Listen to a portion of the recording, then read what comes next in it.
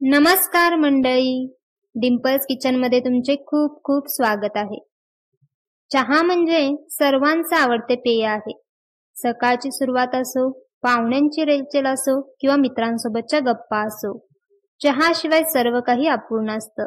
सध्या तर पावसाळी वातावरण आहे, त्यामुळे गरमागरम कडक असा चहा असेल तर एकदम भारी।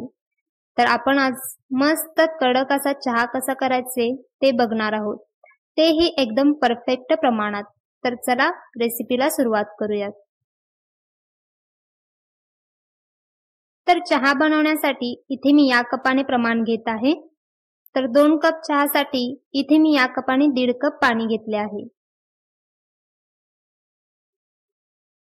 आता या पाण्याला चांगली उकळी येऊ द्यायची आहे।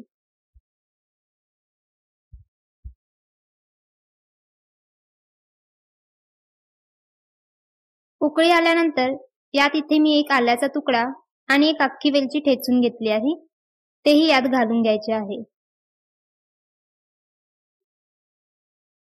त्यासोबत 1 चमचा चहा पावडर आणि 4 चमचे साखर, 1 कपला 2 चमचे असे प्रमाण घेतले आहे। तुम्हाला गोड कमी आवडत असेल तर साखरेचे प्रमाण कमी केले तरी चालेल, पण हे प्रमाण एकदम परफेक्ट आहे। आता चहा 2 ते 3 मिनिट छान असा उकळून घ्यायचा आहे, म्हणजे आले आणि वेलचीची चव चहामध्ये मस्त उतरते।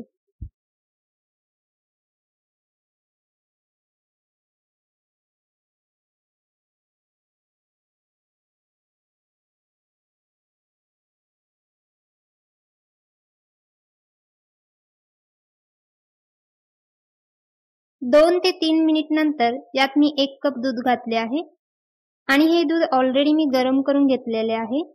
कच्चे दूध असेल तर आधी गरम करून घ्या, मग चहात वापरा, कारण कच्च्या दुधाचा चहा जास्त टेस्टी बनत नाही। चहामध्ये दूध घातल्यानंतर 2 मिनिट चहा उकळून घ्यायचा आहे।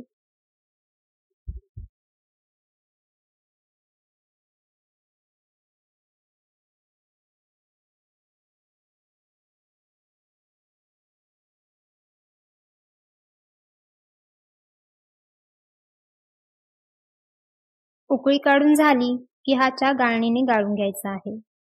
मस्त असा गरमागरम कडक चहा तयार आहे। अशाच सोप्या आणि मस्त मस्त रेसिपी पाहण्यासाठी चॅनेलला सबस्क्राईब केले नसेल तर नक्की सबस्क्राईब करा आणि रेसिपी आवडल्यास नक्की लाईक आणि शेअर करा।